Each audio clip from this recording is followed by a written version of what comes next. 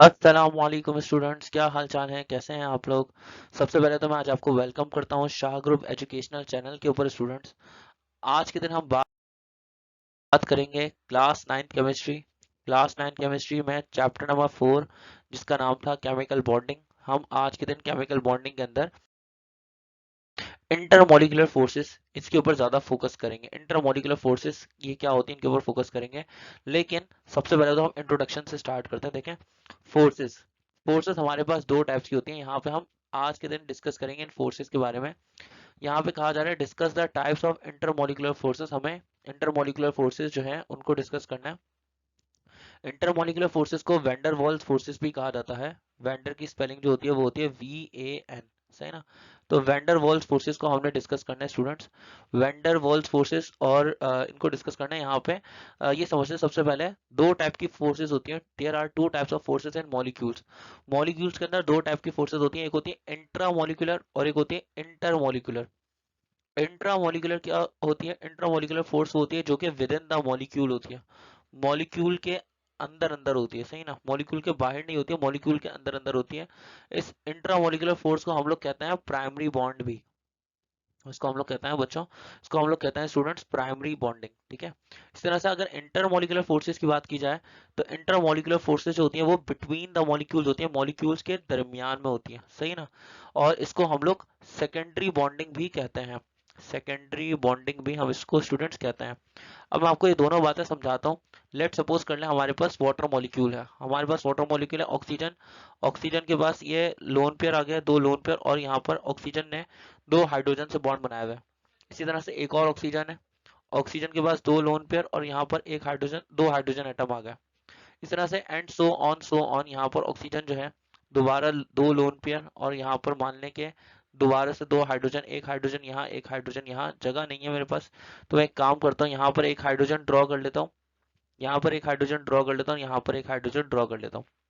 Assume कर लें कि ऑक्सीजन और हाइड्रोजन के दरमियान में ये वाला जो बॉन्ड है स्टूडेंट, ये वाला बॉन्ड ऑक्सीजन और हाइड्रोजन के दरमियान में, ये वाला बॉन्ड कहलाएगा प्राइमरी बॉन्ड। प्राइमरी बॉन्ड या कोवेलेंट बॉन्ड, इसी को हम लोग कहते हैं कि ये मॉलिक्यूल के दरमियान, मॉलिक्यूल के अंदर बॉन्ड है। इसको प्राइमरी बॉन्डिंग कहते हैं या इसको इंटरमॉलिकुलर फोर्सेस कहते हैं। जैसे कि ये वाला ऑक्सीजन और हाइड्रोजन के दरमियान में बॉन्ड, ये वाला, और इस तरह से ये वाला जो बॉन्ड है ये प्राइमरी बॉन्ड है। इसी तरह से ये बॉन्ड प्राइमरी बॉन्ड है, ये वाला बॉन्ड भी प्राइमरी बॉन्ड है। ऑक्सीजन और हाइड्रोजन के दरमियान ये वाला बॉन्ड भी प्राइमरी बॉन्ड है, ये भी प्राइमरी बॉन्ड। ये वाला बॉन्ड भी प्राइमरी बॉन्ड, और ये वाला बॉन्ड भी ऑक्सीजन और हाइड्रोजन के दरमियान है, प्राइमरी बॉन्ड है। ये सारे कोवेलेंट बॉन्ड्स हैं। कोवेलेंट बॉन्ड्स फॉर्म होंगे। उसके बाद आगे क्या होगा, आगे आगे जरा देखते हैं। ये जो ऑक्सीजन है, इस ऑक्सीजन के ऊपर आता है पार्शियल नेगेटिव चार्ज। हाइड्रोजन के ऊपर आता है पार्शियल पॉजिटिव चार्ज, यहाँ पे आता है पार्शियल पॉजिटिव चार्ज। इस हाइड्रोजन में पार्शियल पॉजिटिव, इस हाइड्रोजन में पार्शियल पॉजिटिव, इस ऑक्सीजन के ऊपर पार्शियल नेगेटिव। ऑक्सीजन पे पार्शियल नेगेटिव, और यहाँ पे हाइड्रोजन में पार्शियल पॉजिटिव, और यहाँ पे भी हाइड्रोजन में पार्शियल पॉजिटिव चार्ज। ठीक है। अब होता क्या है कि एक का ऑक्सीजन क्योंकि पार्शियल नेगेटिव चार्ज है, एक का ऑक्सीजन दूसरे के हाइड्रोजन को अट्रैक्ट करना शुरू कर देता है। ये एक का ऑक्सीजन जब हाइड्रोजन को अट्रैक्ट करना शुरू कर देगा तो ये वाली जो बॉन्डिंग है, जो मॉलिक्यूल्स के दरमियान में बॉन्ड बनना शुरू हो गया, ये वाली बॉन्डिंग जो मैंने ब्लू कलर से शो की है ये कहलाती है सेकेंडरी बॉन्डिंग। इस तरह से ये वाला ऑक्सीजन इस हाइड्रोजन को अट्रैक्ट कर रहा है, ये यहाँ पे ऑक्सीजन एक और हाइड्रोजन को अट्रैक्ट कर रहा होगा जो दिख नहीं रहा है। इस तरह से ये वाले ऑक्सीजन की अगर हम बात करेंगे तो ये ऑक्सीजन जो है ये एक हाइड्रोजन से यहाँ पर डॉटेड लाइंस के थ्रू अट्रैक्ट हो रहा है और इधर बॉन्डिंग क्रिएट हो रही है। इस तरह ये वाला जो ऑक्सीजन है, ये वाला ऑक्सीजन दूसरे वाला हाइड्रोजन से अट्रैक्ट हो रहा है। इस तरह हर ऑक्सीजन, एक मॉलिक्यूल का ऑक्सीजन दूसरे मॉलिक्यूल के हाइड्रोजन से अट्रैक्ट हो रहा है। तो इस तरह ये जो मॉलिक्यूल्स के दरमियान में बॉन्डिंग है, ये जो ब्लू कलर के दरमियान, ब्लू कलर के से जो हमने बॉन्डिंग शो की है, ये है मॉलिक्यूल्स के दरमियान की बॉन्डिंग। जो बिटवीन द मॉलिक्यूल्स बॉन्डिंग होती है कहलाती है सेकेंडरी बॉन्डिंग, जिसको हम कहते हैं इंटरमॉलिकुलर फोर्सेस। इंटरमॉलिकुलर फोर्सेस को ही हम वैन डर वाल्स फोर्सेस भी कहते हैं। और आज के दिन हम इन्हीं की टाइप्स को डिस्कस करेंगे। तो स्टूडेंट, यहाँ पर सबसे पहले इंट्रामोलिकुलर फोर्सेस की डेफिनेशन, इसकी डेफिनेशन मैंने आपको बताई थी। इसकी डेफिनेशन क्या बताई थी कि इंट्रामोलिकुलर फोर्सेस वो हैं फोर्सेस जो कि एटम्स को जोड़ के रखते हैं एक मॉलिक्यूल के अंदर। वो फोर्सेस जो एटम्स को मॉलिक्यूल के अंदर जोड़ के रखे हैं वो कहलाते हैं इंट्रामोलिकुलर फोर्स। ठीक है। इसी तरह से अगर हम फर्दर बात करते हैं, एग्जाम्पल वाटर की एग्जाम्पल की बात करें, वाटर मॉलिक्यूल है, उसके अंदर दो हाइड्रोजन एटम होता है और एक ऑक्सीजन एटम होता है, जो कि एक स्पेसिफिक वे से आपस में ज्वाइन हुए थे। जैसे कि एक ऑक्सीजन दो हाइड्रोजन से ज्वाइन हुआ है, तो इनके दरमियान में ये वाली जो बॉन्डिंग है ये इंट्रामोलिकुलर फोर्स है, ये वाली फोर्स और ये वाली फोर्स भी क्या है, ये इंट्रामोलिकुलर फोर्स है। ठीक है, गेटिंग माय पॉइंट, ये है intramolecular force, intramolecular forces, primary bonding. अच्छा, अब इंटरमोलिकुलर फोर्सेस क्या है? इंटरमोलिकुलर फोर्सेस वो है अट्रैक्टिव फोर्सेस जो कि डिफरेंट मॉलिक्यूल्स के दरमियान में होती हैं। डिफरेंट मॉलिक्यूल्स को जो आपस में जोड़ के रखने के लिए जो फोर्सेस रिक्वायर्ड होती हैं, बहुत सारे मॉलिक्यूल्स को आपस में जोड़ के रखने के लिए जो फोर्सेस रिक्वायर्ड होती हैं वो कहलाती है intermolecular forces, van der Waals forces जिनको कहा जाता है। अब मैं यहाँ पर आपको एग्जाम्पल से अब समझा चुका हूँ ऑलरेडी। तो अब हम इंटरमोलिकुलर फोर्सेस की डेफिनेशन के बारे में बात कर लेते हैं, इनकी टाइप्स के बारे में बात कर लेते हैं। इंटरमोलिकुलर फोर्सेस हमारे पास तीन टाइप्स की होती हैं, एक कहलाती है डिस्पर्शन फोर्स, एक कहलाती है डाइपोल डाइपोल फोर्सेस और एक कहलाती है हाइड्रोजन बॉन्डिंग। ठीक है, तीनों को एक एक करके समझते हैं। जरा सबसे पहले डिस्पर्शन फोर्सेस की बात करते हैं। डिस्पर्शन फोर्सेस को लंडन फोर्सेस भी कहा जाता है। ये सबसे वीक अट्रैक्टिव फोर्सेस होती हैं, weak attractive forces between temporarily polarized atoms or molecules caused by the variety of varying position of electron during their motion about nuclei are called dispersion forces। अब देखिए मैं आपको समझाता हूँ। देखिए non polar covalent bond, let suppose कर लें कि एक नॉन पोलर कोवेलेंट बॉन्ड है हाइड्रोजन और हाइड्रोजन के दरमियान में। ये एक हाइड्रोजन का ये हाइड्रोजन का न्यूक्लियाई आ गया, ये हाइड्रोजन का न्यूक्लिया आ गया, इस न्यूक्लियाई के ऊपर है पॉजिटिव चार्ज। ठीक है, हाइड्रोजन के न्यूक्लिया पे पॉजिटिव चार्ज है। और ये जो हाइड्रोजन है, हाइड्रोजन की बात नहीं करें, चलिए लेट्स से हीलियम की बात कर लेते हैं। हीलियम के पास न्यूक्लियाई के ऊपर है पॉजिटिव चार्ज। ये एक काम कर देते हैं, यहाँ पे लिख देता हूँ, हीलियम के न्यूक्लिया पे पॉजिटिव चार्ज है और यहाँ पे उसके वैलेंस शेल में कितने इलेक्ट्रॉन है? वैलेंस शेल में 2 इलेक्ट्रॉन है। ठीक है, अब एक और हीलियम है यहाँ पे, ये जो दूसरा हीलियम है इसके भी न्यूक्लिया पे पॉजिटिव चार्ज है और इसके पास ही वैलेंस शेल में कितने इलेक्ट्रॉन है? इसके वैलेंस शेल में 2 इलेक्ट्रॉन है। अब होगा क्या स्टूडेंट के, ये जो हीलियम का न्यूक्लिया है, ये हीलियम का न्यूक्लिया इस हीलियम का न्यूक्लिया लेता है, ये इस हीलियम का न्यूक्लिया इस इन इलेक्ट्रॉन्स को अपनी तरफ अट्रैक्ट करेगा। एक हीलियम का न्यूक्लिया दूसरे हीलियम के इलेक्ट्रॉन्स को अपनी तरफ अट्रैक्ट करेगा। एक हीलियम का न्यूक्लिया दूसरे हीलियम के न्यूक्लिया को अपनी तरफ अट्रैक्ट करेगा। तो शेप कुछ इस तरह से हो जाएगी कि जो हीलियम था ये वाला हीलियम।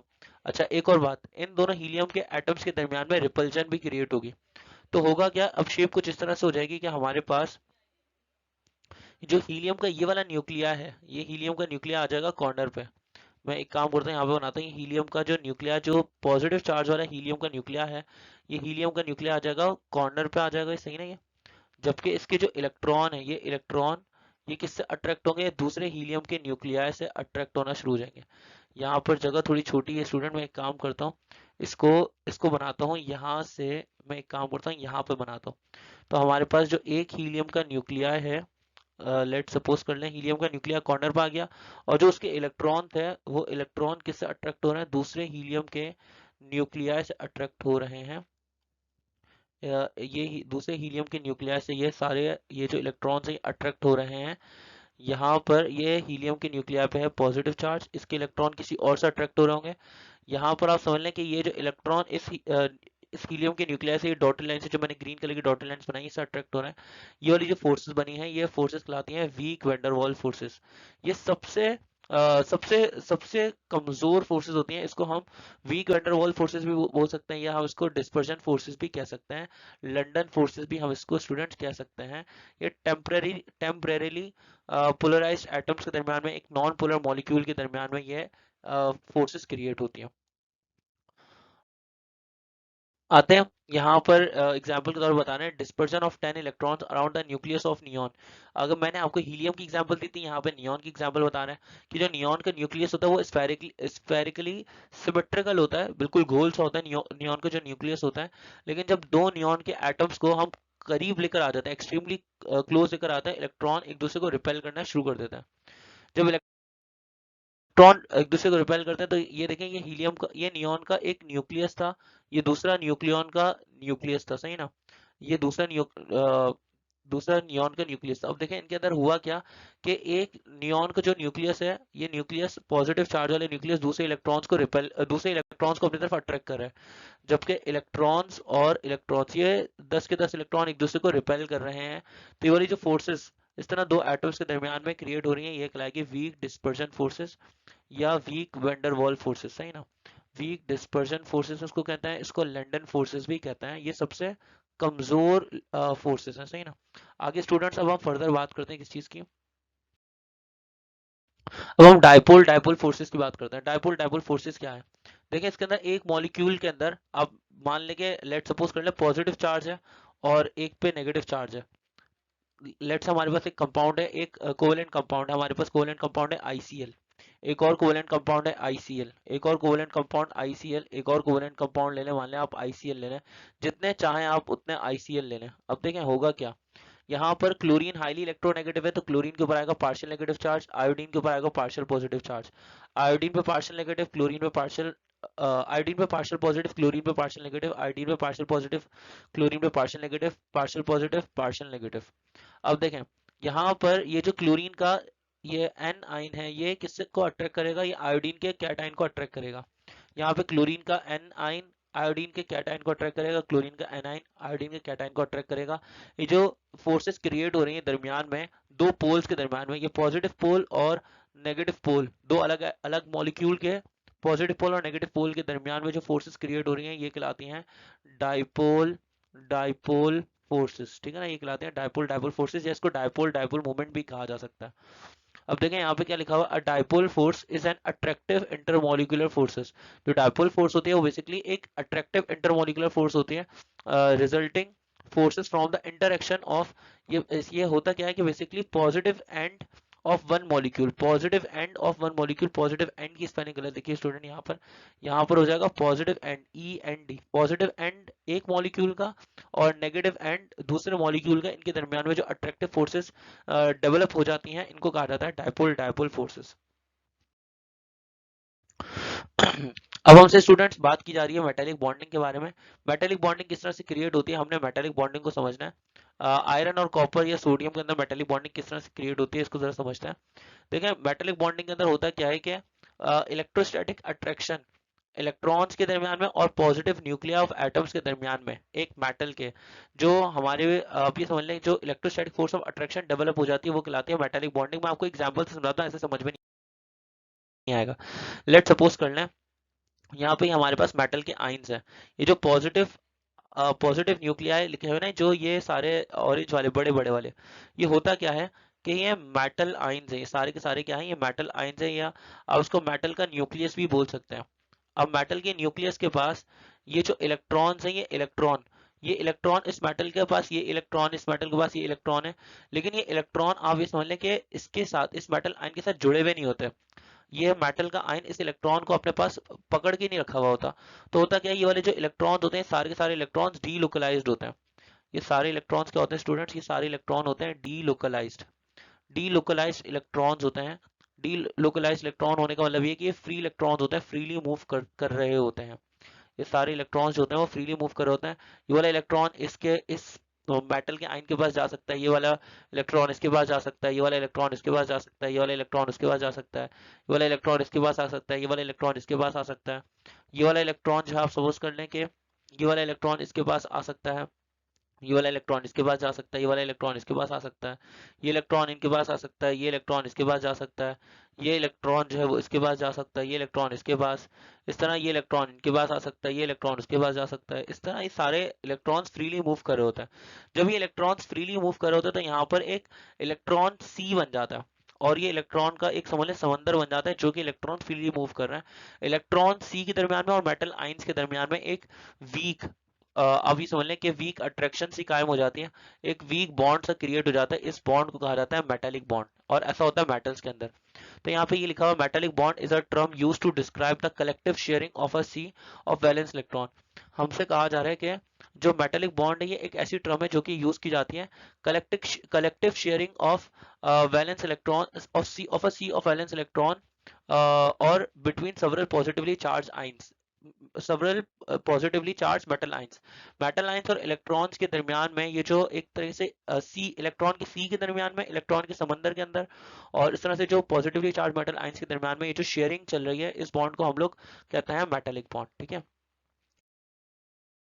स्टूडेंट्स अब हम यहाँ पे मेटल की बात कर लेते हैं। Define the term metal. Metal क्या है?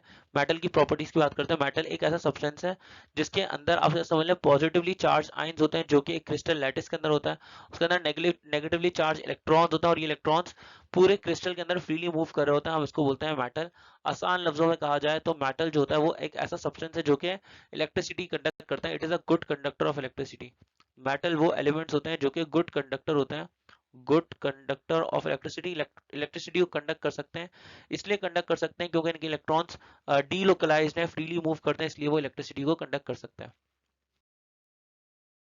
हम मेटल्स की प्रॉपर्टीज बता रहे हैं। मेटल्स की प्रॉपर्टीज क्या है? मेटल जो होते हैं वो डक्टाइल होते हैं और मेलेबल होते हैं। डक्टाइल का मतलब ये है कि हम इन मेटल्स की वायर्स बनाए जा सकते वायर्स बना सकते हैं, ड्रॉन इनटू वायर्स। हम इन मेटल्स की वायर्स बना सकते हैं। और मेलेबल का मतलब ये है कि हम उन मेटल्स की शीट्स बना सकते हैं, ड्रॉन इनटू शीट्स। हम इन मेटल की क्या बना सकते हैं? हम इन मेटल की शीट्स बना सकते हैं। ठीक है। मेटल्स होते हैं वो गुड कंडक्टर होते हैं हीट और इलेक्ट्रिसिटी के। इनकी अपीयरेंस जो होती है वो काफी शाइनी होती है, खूबसूरत से लगता है और उनका लस्टर भी काफी ब्राइट होता है। यानी कि अगर मेटल को कट किया जाता है तो अंदर वाली सरफेस भी शाइनी निकलती है। मेटल जो होता है वो सॉलिड्स होता है रूम टेम्परेचर के ऊपर, एक्सेप्ट मर्क्यूरी। मर्क्यूरी यहाँ पर लिक्विड होता है। अब हम बात करते हैं हाइड्रोजन बॉन्ड की। स्टूडेंट्स, हाइड्रोजन बॉन्ड क्या है? हाइड्रोजन बॉन्ड इस तरह समझ लें कि एक hydrogen atom, electropositive hydrogen atom और electronegative atom of other molecule, इनके दरमियान में जो फोर्स ऑफ अट्रैक्शन डेवलप होती है वो कहलाते हैं हाइड्रोजन बॉन्डिंग। आप पहले यहाँ से लेके यहाँ तक अपने पास लिख लें, मैं आपको समझा रहा हूँ। यहाँ पर फॉर सपोज कर लें कि हमारे पास वाटर मॉलिक्यूल है, आगे जाके मैं वाटर मॉलिक्यूल दिखाता हूँ। बल्कि मैंने आपको पहले वाटर मॉलिक्यूल की ऑलरेडी एग्जांपल दी थी। तो वो जो वाटर मॉलिक्यूल था ना, उस वाटर मॉलिक्यूल के अंदर मॉलिक्यूल्स के दरमियान में जो बॉन्डिंग थी वो हाइड्रोजन बॉन्डिंग थी। हाइड्रोजन बॉन्डिंग को हम डॉटेड लाइन से रिप्रेजेंट करते हैं, इसको हम प्रोटोनिक ब्रिज भी कहते हैं स्टूडेंट्स। ये इसकी रिप्रेजेंटेशन है। हाइड्रोजन बॉन्ड जो होता है वो 5 to 10% होता है कोवेलेंट बॉन्ड के मुकाबले में। उसकी स्ट्रेंथ जो होती है वो सिर्फ 5 से 10% होती है।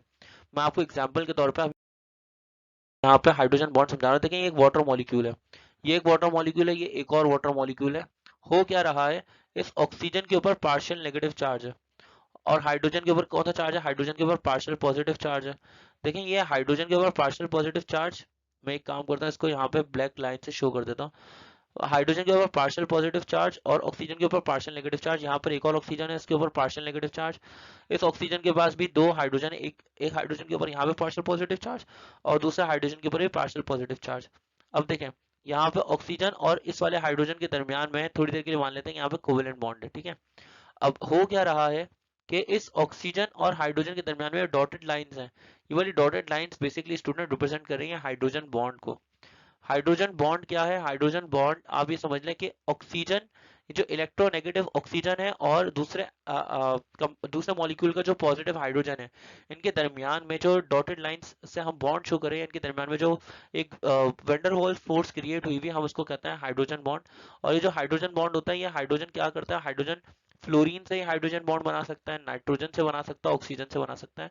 ये हाइड्रोजन की तीन प्रायोरिटीज है कि हाइड्रोजन इनके साथ में कोवेलेंट बॉन्ड बना सकता, इनके साथ में हाइड्रोजन बॉन्ड बना सकता है। स्टूडेंट आई होप कि आपको हमारी ये वीडियो पसंद आई होगी, आपको इंटर मॉलिक्यूलर फोर्सेस का कॉन्सेप्ट ठीक से समझ में आया होगा।